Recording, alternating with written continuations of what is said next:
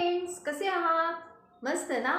Friends, आपण आज बघणार आहोत ते नात्यामध्ये प्रेमाची ऊर्जा कशी निर्माण करावी. हो, नात्यामध्ये प्रेमाची ऊर्जा कशी निर्माण करायची हे बघणार आहोत. तर नात्यामध्ये प्रेमाची ऊर्जा निर्माण करण्यासाठी आपल्याला खूप कोणत्या गोष्टीवर काम करावं लागतं.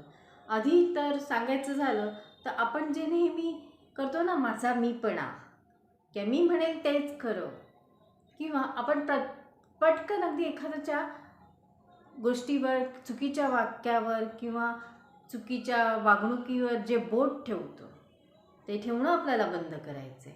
दुसरी महत्त्वाची गोष्ट सांगायची झालीच तर आपण नेहमी दुसऱ्याची स्तुती करायची. कोणाचंही कमी काय आहे हे बघण्यापेक्षा त्या व्यक्तीकडे काय चांगलं आहे हे बघणं गरजेचं आहे.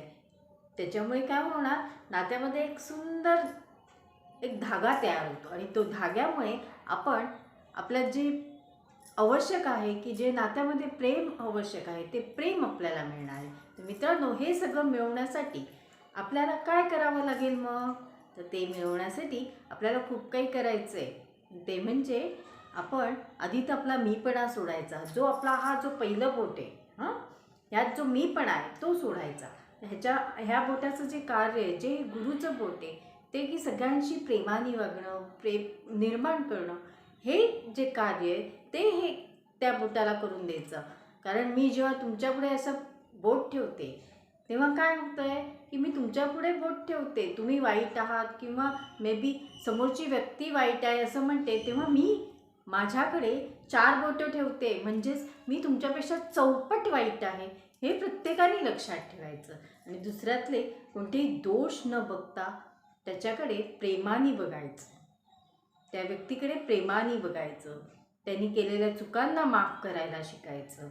आपण ते कधीच करत नाही आणि त्याच्यामुळे आपल्या नात्यामध्ये खूप दुरावा निर्माण होतो. मग तिथे प्रेम कुठून येणार हो? जर आपण माझंच खरं, मी म्हणतं तेच खरं, हेच जर करत राहिलं, दुसऱ्यांच्या चुकांवर बोट ठेवत राहिलो, तर मग प्रेम ते कसं निर्माण होणार?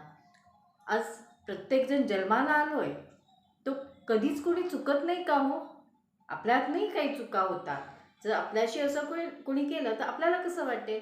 तर आपण माफ करायला शिकायला पाहिजे. जेव्हा आपण माफ करतो त्या समोरच्या व्यक्तीला जरूर कळतं, की अरे एकदा आपण चूक केली ती माफ केली, दुसऱ्यांदा केली ती माफ केली, तर आता आपण चुकतोय ह्यातनं आपण सुधारलं पाहिजे.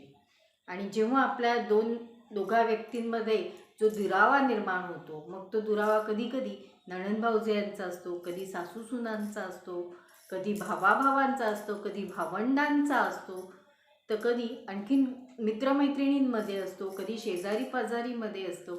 पण हा दुरावा कधी कधी एवढा दुरावा होतो की त्याच्यामुळे आपल्यालाही त्रास होतो आणि समोरच्या व्यक्तीलाही त्रास होत असतो.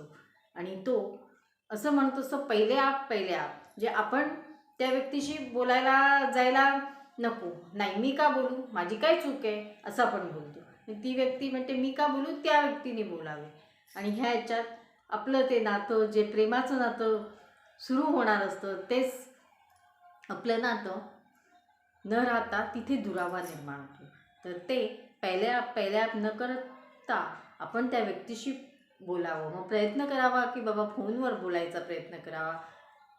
कदाचित आपल्याला जर शक्य असेल तर आपण एखाद्या चिठ्ठीद्वारे किंवा ईमेलद्वारे त्या व्यक्तीशी बोलावं. आजकाल तर खूप काही गोष्टी निघाल्यात. अगदी व्हॉट्सअपवर आपण बोलू शकतो, मेसेज पाठवू शकतो, व्हॉईस मेसेज पाठवू शकतो आणि बोलून त्यांच्यातला तो दुरावा आहे किंवा त्या व्यक्तीच्या मनात जी आपल्याविषयी असलेली जी नेगेटिव्हिटी आहे की आपल्याविषयी असलेला जो गैरसमज आहे तो दूर करावा, जेणेकरून आपल्यामध्ये प्रेम निर्माण होईल, आपल्या नात्यामध्ये प्रेम निर्माण होईल.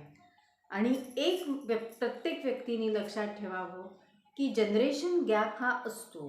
मग तो भावंडांच्यातला असू दे, सासूसुनातला असू दे, नणंद भावजयांच्यातला असू दे. कित्येक वेळा असं घडतं की आई काय बोलली तर मुलीला चालतं, पण सासू काय बोलली तर नाही चालत. दुसरी गोष्ट सांगायचं झालं तर कित्येक सासू अशाही वागतात की माझ्या सासूनी मला त्रास दिला म्हणून मी माझ्या सुनेला त्रास देईन. तर असं न करता दोन्हीकडनं प्रेमाने वागलं, एकमेकांना समजून घेतलं, तर ते सासू सुनेचं नातं हे मायलेकींसारखं नातं होऊ शकतं. मग अशी नाती का नाही आपण निर्माण करावी? का नाही आपण थोडासा कमीपणा घ्यावा? का आपण म्हणावं की मीच का करीन, मीच का होईन? कधी कधी नवरा बायकोंमध्ये पण होतो. मग ते कधी कधी घरातल्या व्यक्तींमुळे होतो, कधी फायनान्समुळे होतो. तर आपण कधी समजून घ्यायचा प्रयत्न करतो का की बाबा आपली बायको आपल्याला काय सांगते, ती योग्य सांगते का अयोग्य सांगते, तिचं ऐकतो का? हो नाही ना. किंवा कधी मुलीही म्हणजे जी बायको असते तीही नवऱ्याचं ऐकत नाही, तीही माझंच खरं करते, मी मोठा पगार घेते, मी नोकरी करते, मग मी नवऱ्याचं का ऐकू, असेही म्हणणाऱ्या आहेत. किंवा काही मुलींना सासू सासरेच नको असतात. अरे आपण पण त्या वयात जाणार आहे, आपल्यालाही वयस्कर झाल्यावर त्या व्यक्तींची गरज लागणार आहे, आपल्या मुलांची गरज लागणार आहे. आणि त्यावेळेस आपल्या मुलांनी की आपल्या सुनेनी आपल्याशी असं वागलं तर काय, हा विचार कधीच येत नाही.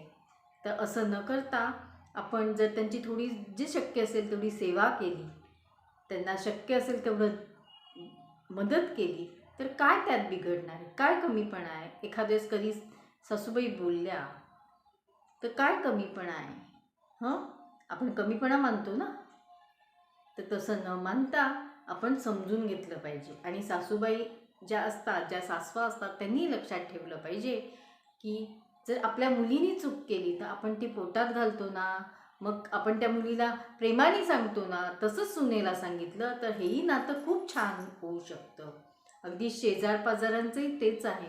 आणि एक गोष्ट लक्षात ठेवावी प्रत्येकाने, कारण की उद्या काही घडलं तर पहिल्यांदा आपल्याला जे मदतीला येतात ते शेजारचे येतात, आपल्या नातेवाईक येत नाही. तर त्यांच्याशी नातं खूप चांगलं ठेवावं, जेणेकरून तुमच्या येणाऱ्या प्रॉब्लेममध्ये ते मदत करतील.